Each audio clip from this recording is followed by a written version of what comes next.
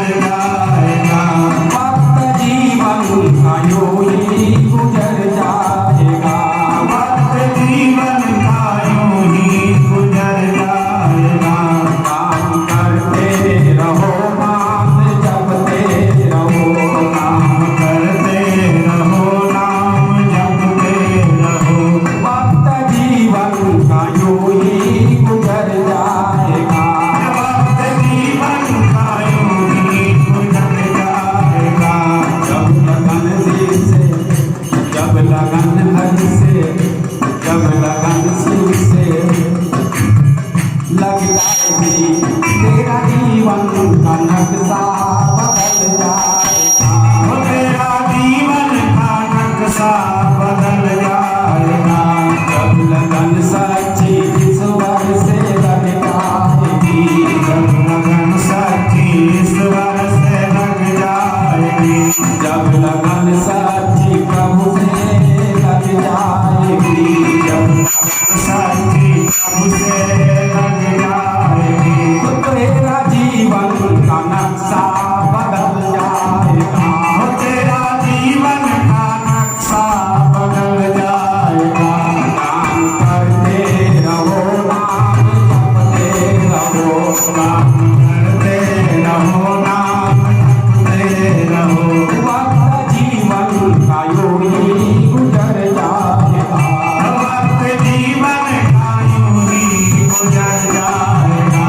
वक्त जीवन का यूं ही गुजर जाएगा।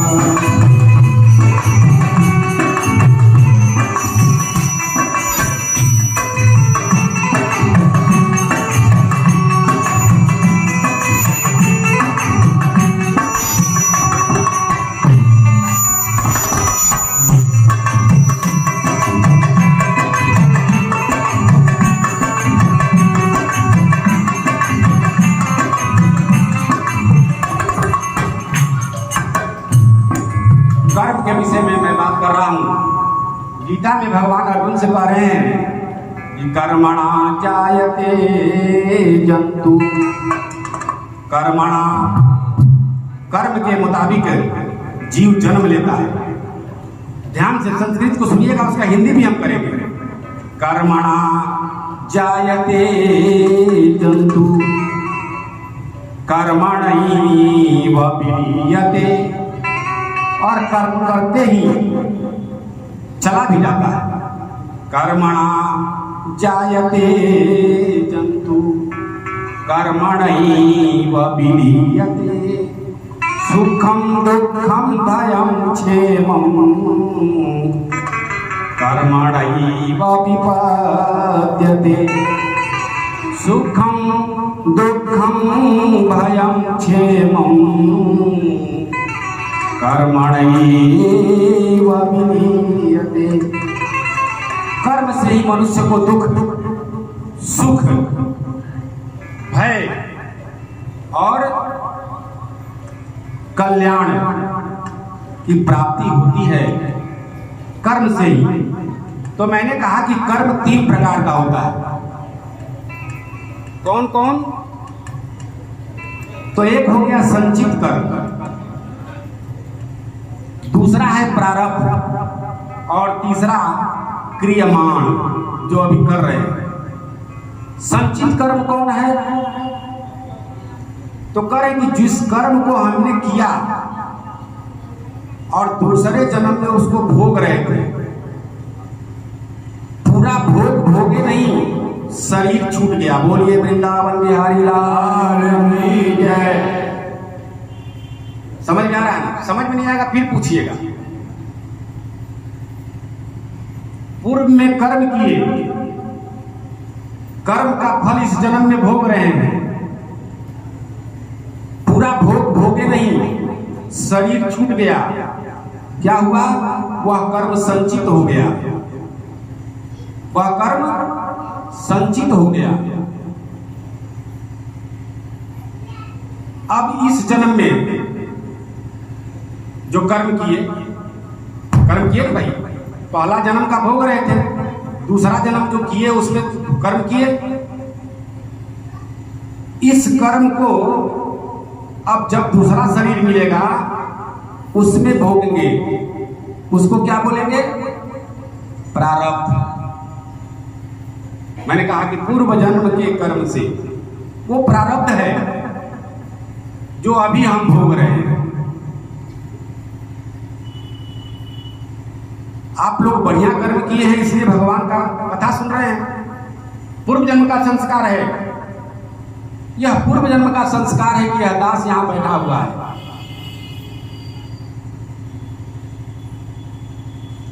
और इस जन्म में जो कर्म हम करेंगे इसका परिणाम अगले जन्म में मिलेगा। बोलिए वृंदावन बिहारी लाल की।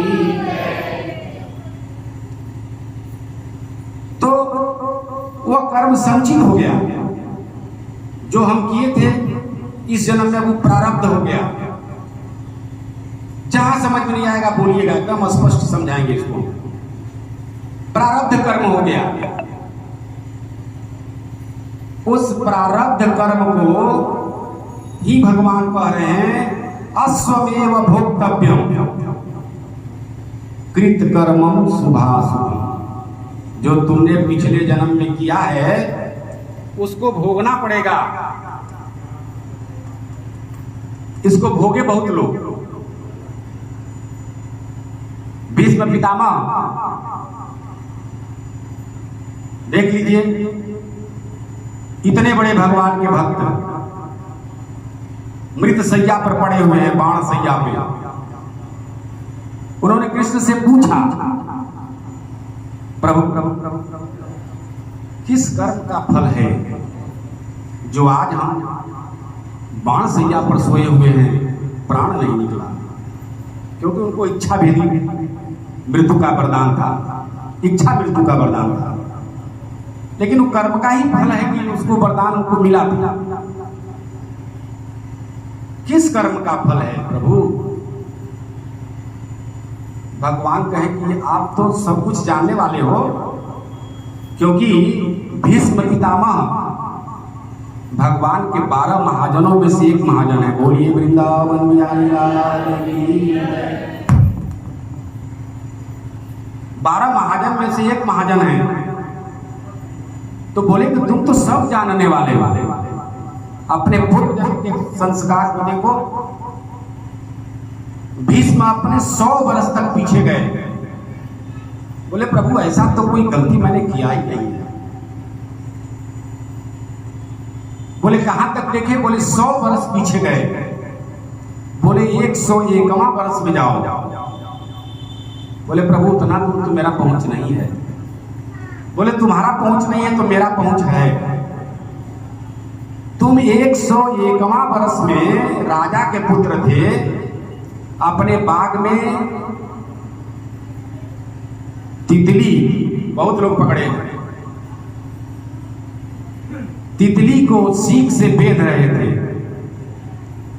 कुछ लोग, कुछ कथा ऐसी भी आती है कि एक सांप को फेंक दिए थे मार के, उसको जितना बबूल का कांटा धंसा उतना इनको यहां पे।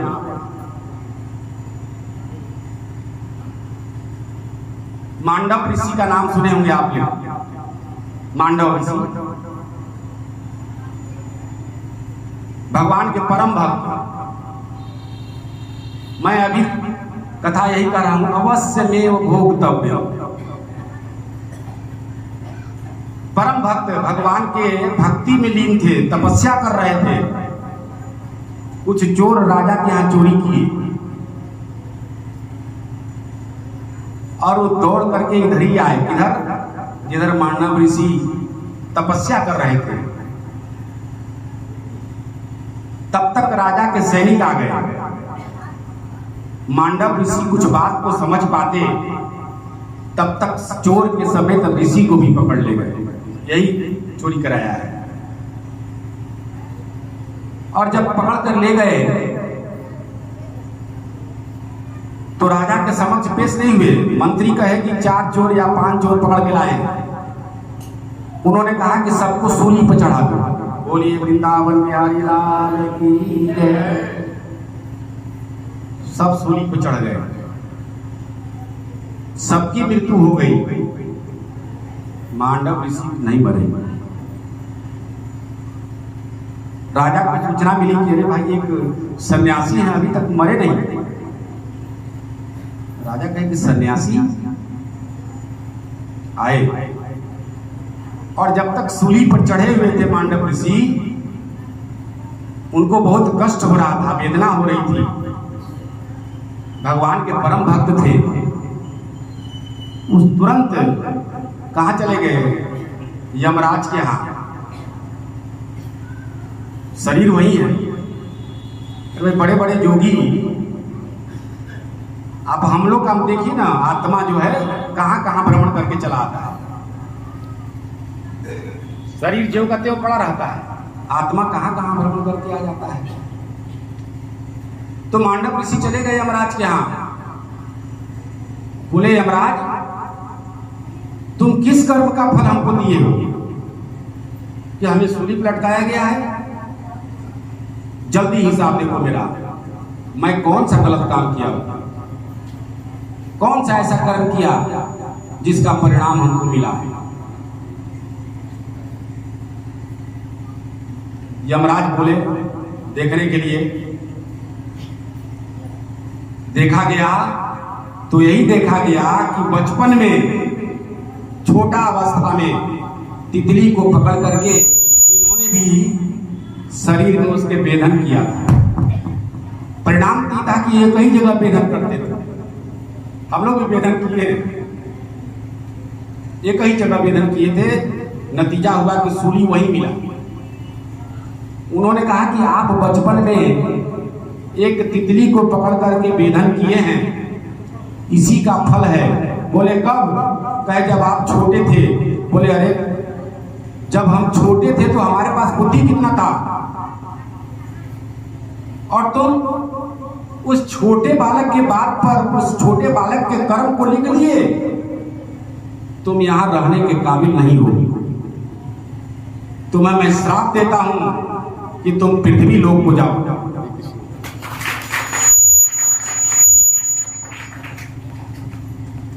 तुम पृथ्वी लोक को जाओ।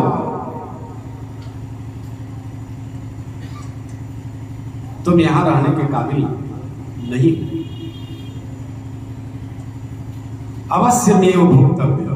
देखिए छोटा सा बालक रूप में किया हुआ कर्म का भोग हमको मिला। अरे भगवान राम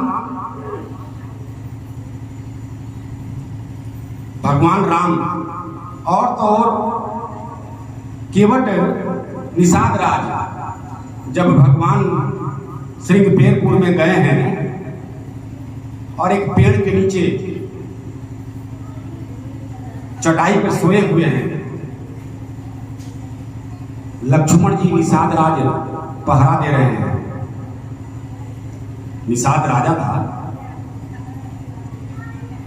और राजा जगह था, इसलिए राजा के सेवक, निषाद के जो सेवक थे, केवट वगैरह सब खड़े थे अगल बगल, सब लोग जगे थे।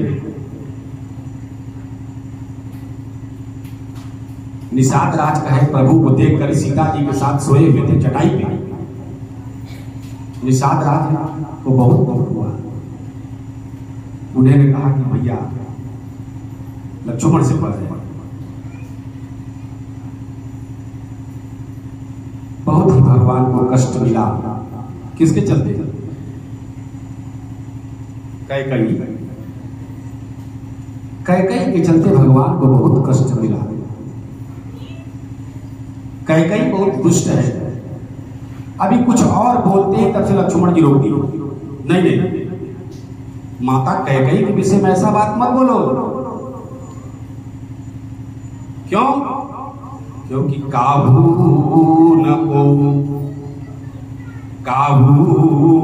को दुख सुख करदाता।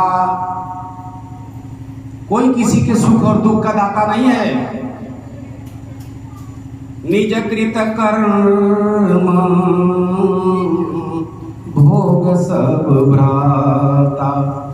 ये भाई सब अपने कर्म का फल भोगता है। कोई किसी को काऊ न को सुख दुख करदाता निज कृत कर्म भोग सब भ्राता। इसलिए कैकेयी को दोष मत लगाओ, सब अपने अपने कर्म का फल भोगता है।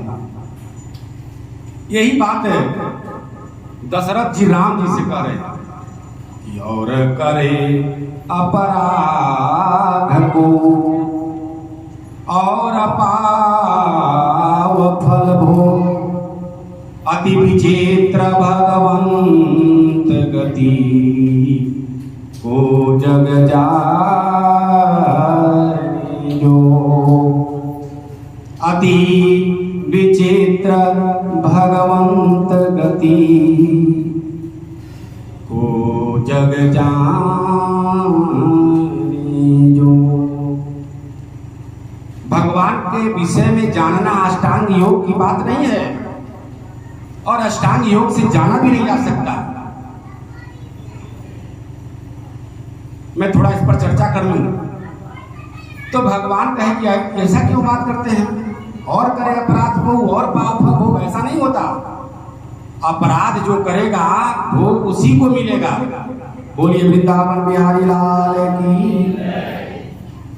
दशरथ जी कहे कि बेटा अपराध मैंने किया, कैकेयी को वरदान दिया, और परिणाम तुमको भोगना है, तो तुम जंगल जा रहे हो। भगवान बोले नहीं नहीं पिताजी, आपकी सोच में गलती है।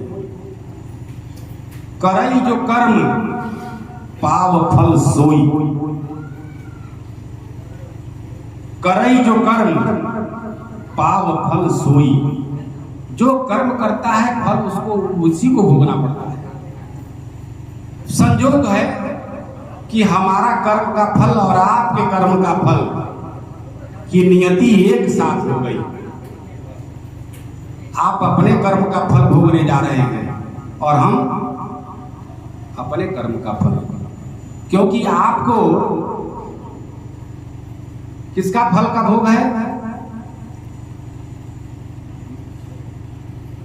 क्या नाम था जो ले जा रहे थे? श्रवण कुमार।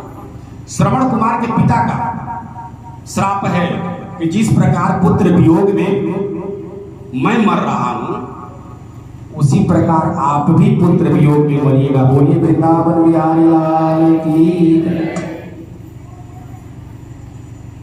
और उसी का परिणाम आप भोगने जा रहे हैं। भगवान सब जानते हैं। भाई दशरथ जी प्राण छोड़े ना, और मैं कह रहे कि हमको तो नारद का श्राप है। नारद श्राप दिए थे कि प्रभु नारी वियोग में हम रो रहे हैं, तो एक दिन नारी वियोग में आपको भी रोना पड़ेगा। बोलिए वृंदावन बिहारी लाल की। तो उन्होंने कहा कि और करो अपराध को और पाव फल भोग, यह बात नहीं। कर रही जो कर्म पाव फल सोई। इसलिए आप अपने कर्म का फल भोगने जा रहे हैं, हम अपने कर्म का फल भोगने जा रहे हैं।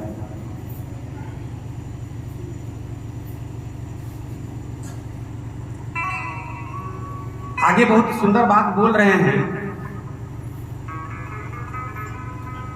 अरे बसी कुसंग चाहत कुशल, यही बड़ो अफसोस। बसी कुसंग चाहत कुशल, यही बड़ी अफसोस कि महिमा घटी समुद्र की,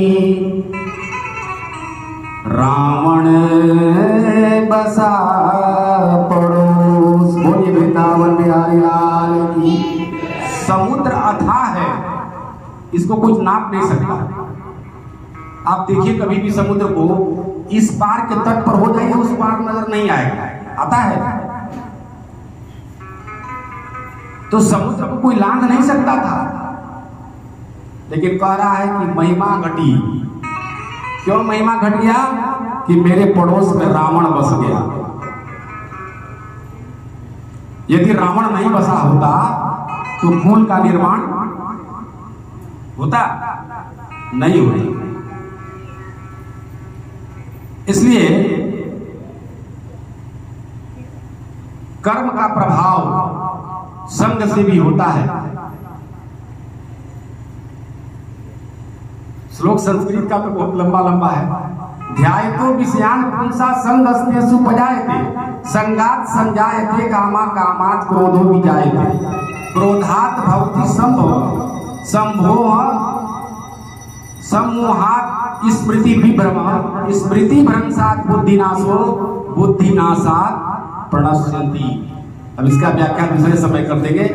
तो मैं कह रहा था कि 3 तरह का कर्म, संचित प्रारब्ध और एक क्रियमाण। क्रियमाण का है जो अभी हम कर रहे हैं, इसका फल हमें अगले जन्म में मिलेगा। तो भगवान कह रहे हैं कि हमको ऐसे अष्टयोग से नहीं जान सकते, योग के द्वारा हमको कोई नहीं जान सकता।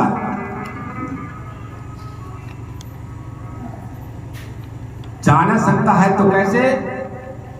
तो कह रहे हैं कि भक्त्या माम अभिजानाति यावन यह च अस्मि तत्वतः। गीता में भगवान कह रहे हैं भक्त्या, केवल भक्ति के बल पर, केवल भक्ति के बल पर भगवान को जाना जा सकता है। अरे भीष्म बहुत बड़े भक्त थे, तभी तो भगवान उनके यहाँ गए थे और उन्होंने कहा कि जब तक मेरी मृत्यु ना हो जाए तब तक आपको यहीं खड़ा रहना है। बोलिए वृंदावन बिहारी लाल की जय। और भगवान को खड़ा रहना पड़ा क्योंकि अहम भक्त पराधीन हूं। भगवान कहते हैं कि हम भक्तों के अधीन होते हैं, इसलिए भक्त के ही द्वारा यह जाना जा सकता है, भक्ति के द्वारा जाना जा सकता है और कोई माध्यम नहीं है जो हमको जान सके। इस बात को चूंकि मैं पिछले सप्ताह जब भी कथा किए थे पिछले बार, तो मैं कुछ गोपियों का चर्चा किया था जिसमें राधा जी को श्राप लगा था कि आप 100 वर्ष तक भगवान कृष्ण से अलग रहेंगे। श्राप दिए थे कौन? श्रीदामा। और जब 100 वर्ष पूरा हो गया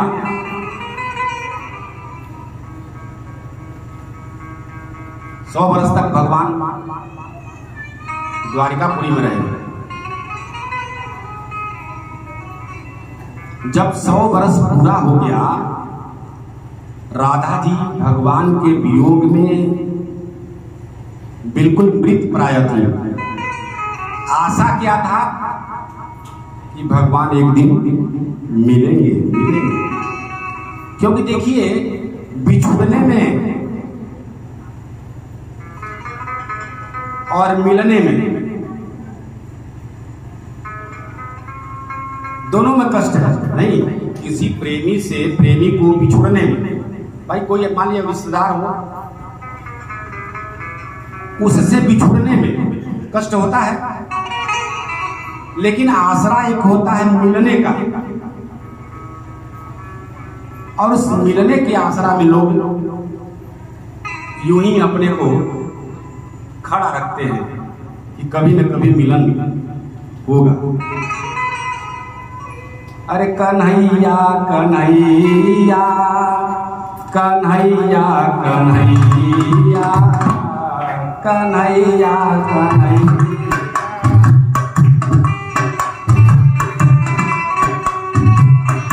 कन्हैया कन्हैया कन्हैया कन्हैया।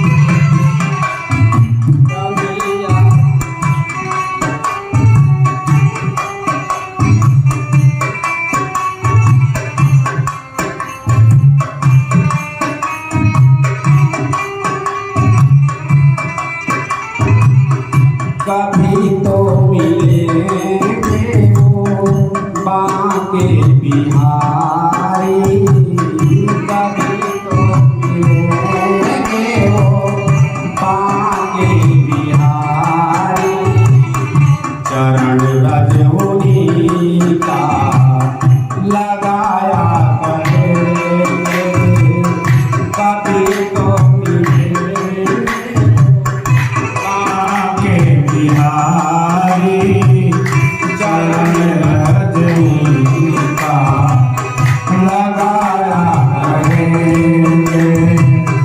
कन्हैया कन्हैया कन्हैया कन्हैया कन्हैया कन्हैया पुकारा करेंगे हाँ कन्हैया कन्हैया कन्हैया कन्हैया कन्हैया कन्हैया पुकारा करेंगे।